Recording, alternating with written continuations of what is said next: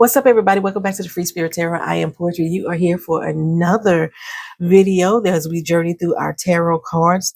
All 78 cards I will be going through, showing you how I read the same card from different decks and how I get different perspectives as an intuitive reader.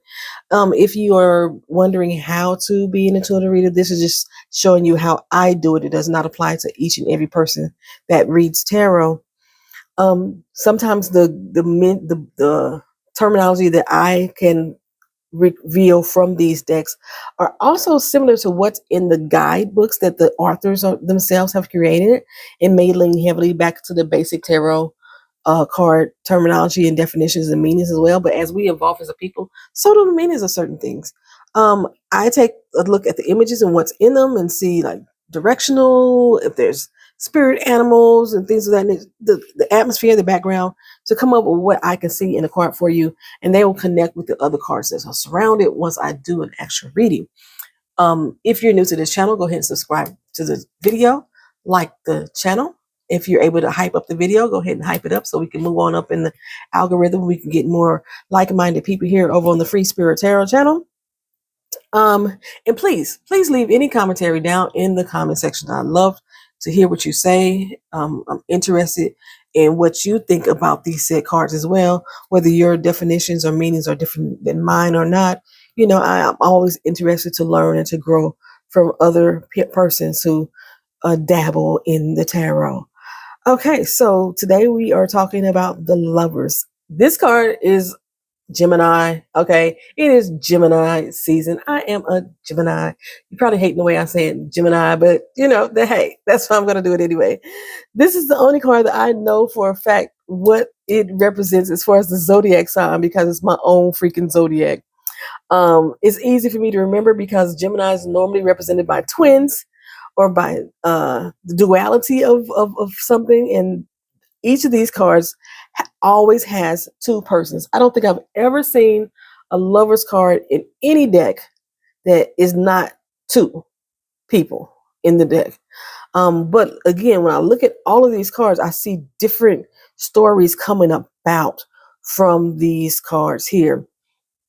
So I have 5 different decks that I normally like to use more than any of my others. So that's why I chose these particular decks. The names of the tarot decks will be in the comment section, but this is the Wizard's Tarot. This is the Everyday Witch Tarot. This one is the Spellcasters Tarot. Oh, didn't mean to move my camera or my heart. This one is the Good Gregory Scott Tarot, and this one is the Good Fortune Tarot, just to be. And these are my gems.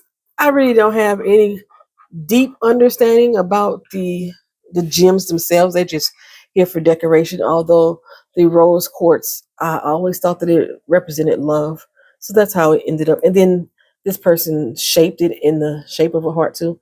I thought that was just beauty, you know, just beautiful. So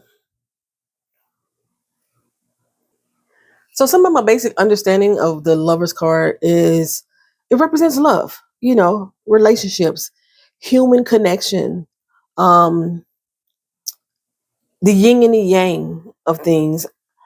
But you know, as we grow and develop more mentally and in societal views, it could just be a partnership itself. It doesn't necessarily have to be male female energy, but it can represent male female energy. Now, in each of these cards, I believe that's maybe exactly, with the exception of this one here, which is why I centered it.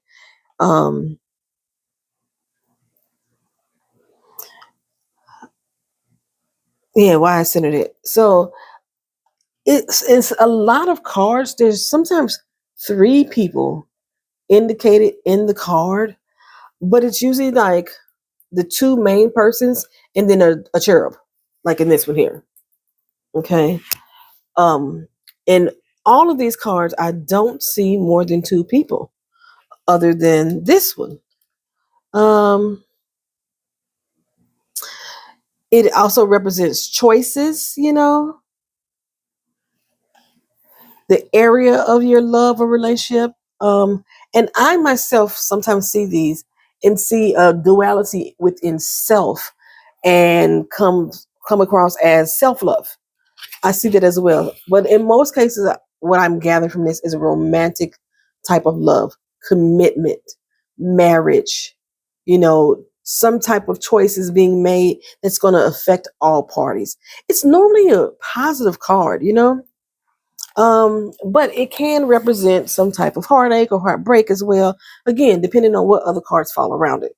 So, I wanted to start off first with this card because this is one of my favorite lovers card. In this particular deck, it appears to me there's two males, and I see the rainbow representing the unity from the LGBTIQA plus community. I see a binding here of how two become one when you commit to someone. I see a lot of growth with the tall grass around them. They have done, I would say, a blood bond, which means that there's possible children that are going to come forth. When you combine two and they become one, it's when two people get together and there's a child that comes forth. So I see that as well. I also see the apple. And in this particular case, this apple is cut in two. See if you can see that here. The apple is cut in two, which is another reason why I'm saying these are two male entities here, because the males are supposed to have the Adam's apple, and that's what I see there. Also, I can see that the apple is unbidden, so there's not a forbiddenness to this love. But it's not a traditional type of love, which is why there's an X through that heart there. I don't necessarily see that as a heartbreak. Maybe if the card came out in reverse, I may consider it to be a heartbreak, or there may be some tensions or something that's going on in the relationship. But I just see that this is not a traditional type of love, which this is like, so when I see this and I get this card in a reading and I may be specific to the love or the relationship part of the relationship, it could mean a relationship in a non-traditional sense, but they have a bond with one another. And I, like I say, I see this as like, when you cut your hand and then you drip the blood into the cup and signify that you have become one unit. That's when I see that knife and the chalice there. Okay, so the Everyday Witch Tarot. So we have two different types of love being represented here. I do see the male, female. Same thing here with the calico. All calico cats are female, and possibly a male cat. They have the little heart coming up with their tails. See how it's making that little image there. And again, they are binding, becoming one, uniting, signifying they're about to go through the fire together. They're willing to go through the fire, whatever comes what may. They're going to create magic together. That's another thing that I see here.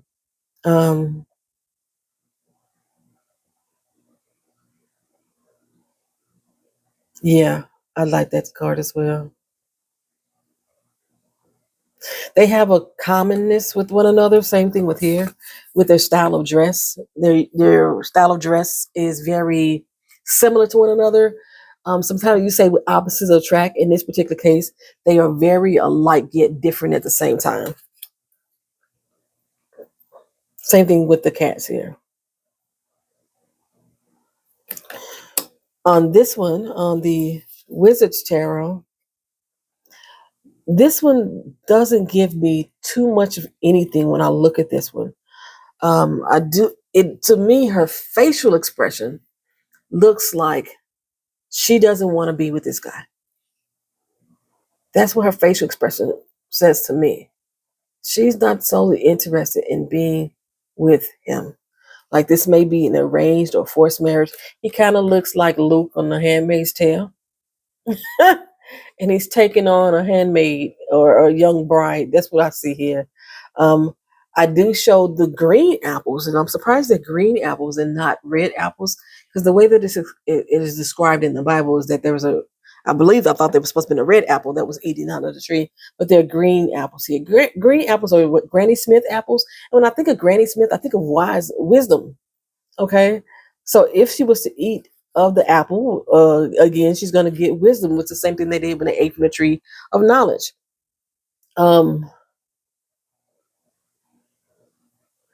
Him, his cape seems to be on fire. I found that interesting. He represents some type of royalty, but he represents some type of something that may be unattainable or something that should not be obtained. All the glitters isn't gold type of situation is what I see when I see him. I just don't see a happy fellowship in this card here between these two. And it's not a wolf, but a wolf in sheep's clothing is what I see from him. But there is a lot of envy and jealousy here. I see cowardice here within the yellows. Um, I don't even like his style of dress. In comparison to her, she's in a full-on out gown. And they have the white pillar and the black pillar, so which is telling me there's very bound to some type of spiritual connection, traditional values and traditional ways, which why is another reason why I see this as an arranged marriage, a marriage of convenience, a union of convenience, a partnership of convenience. Then we have this lover's card here. These two seem to be very happy, very joyous. Like there's this cherubs flying all around. Um, these little staffs here, I forgot what they call. I keep calling them Amadeus, and I know that's not the name of it, but they're the staffs that the medical field uses to represent the spine healing. So I don't know. When I see this here, I think that there has to be some type of healing that needs to go on in the relationship. Although these two look to be smiling at each other, they have something that's strained in between them.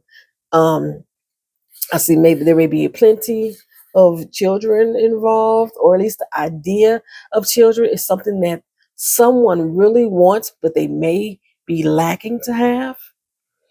They are walking on the edge of destruction, and he seems to be very close to the edge, like he's about to walk off.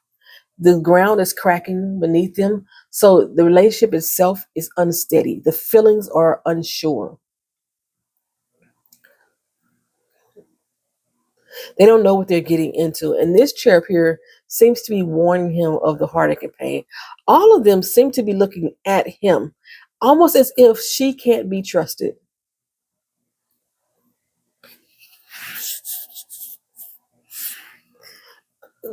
So I see maybe like a warning sign to him. Maybe he's more into her than she is to him.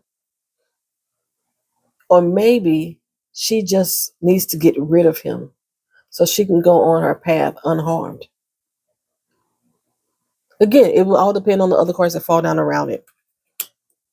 They may never. That's probably totally not what you guys thought I was going to see when I looked at that card, because it looks like such a happy, jovial card, especially with all the yellows, surrounding the brightness. But you see right there, there's a snake right in the garden there. There is danger and evil lurking. Someone is being deceived in this relationship. I just noticed that snake. I had never paid attention to that snake in the first place, but I just noticed that snake. Yeah, there's a lot of strain and tension in this relationship here. Some things that aren't lined up. They don't seem to be equally yoked. Probably why all the yellow. And in all the cherubs that are around, there's not one carrying the Cupid's arrow, signifying that there's love still growing in this relationship. I'm still tripping off the fact that I just now saw that snake for the first time. It just confirms what I've always thought when I looked at this card. And lastly, our final lover's card. This is our first interracial relationship. Again, struggle. I see her as, even though he's taller, she looks like an older woman with a younger person. So not only interracial relationships can be depicted here, someone who is dating another that is not in their generation, is what I'm seeing here. But I do see a fruitful, abundant life.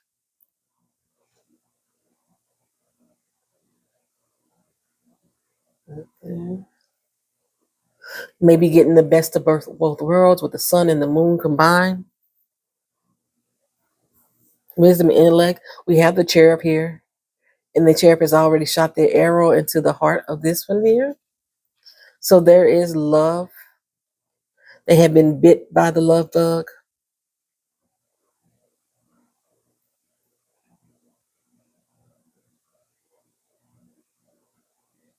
and they're going to walk together hand in hand to do whatever they can to make it work. Their relationship is green pastures all around. Even the mountains carry no snow, like this mountain here, mountain caps in the back. It's just green. The waters are calm. This relationship seems to be at peace. This love seems to be at peace. You have the dove. There's probably another one on the other side of it here, but there's dove, usually representing love.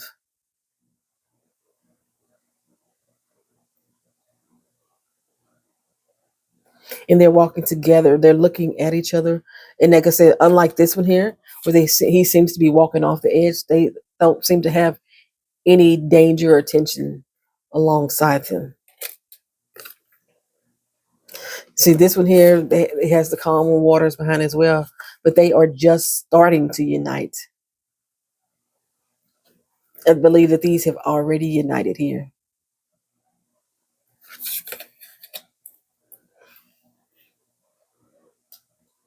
All right, that is the Lover's card. I hope that you understand and you can see where I'm coming from when I talk about the different intuitive ways that I can look at the same card from different decks and come up with different perspectives.